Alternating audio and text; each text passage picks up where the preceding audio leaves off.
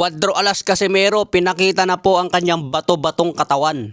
Hindi raw ito edit dahil kuha mismo sa video. Kumpiyansa ang kampo ni Casimero na basic lang sa kanila ang 122 pounds. Kaya abangan po natin ang matinding laban ni Casimero April 18.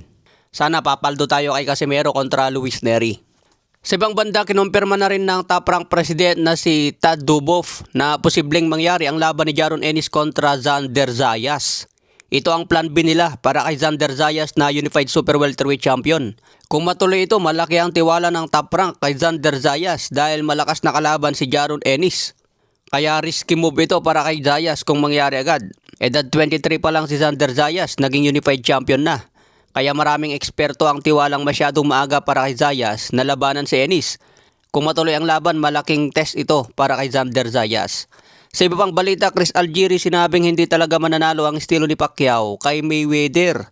Noong panahon raw na malakas at mabilis pa silang dalawa, nakita raw natin ang resulta ng kanilang laban. Talagang hindi raw bagay ang estilo ni Pacquiao laban kay Floyd. Mas lalo na raw ngayon matanda na silang parehas. Parang sparring na lang ang mangyari. September 19 ang bakbakan sa Las Vegas. Sana hindi magkaproblema para hindi makancel.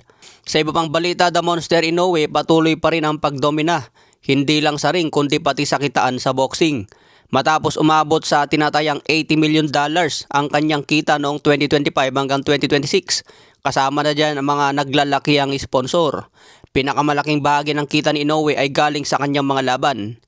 Sa katatapos na laban niya kontra David Picasso, kumita siya ng $25.7 million. Yung laban niya kay Murodjon Akhmadaliev, kumita rin siya ng $15 million.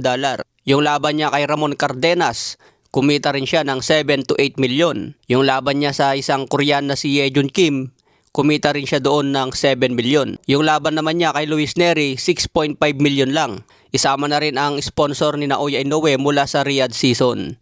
Ipinapakita nito na si Inoue ay hindi lang pound for pound king sa boxing. Isa na rin siya sa pinakamalaking global earner sa sports.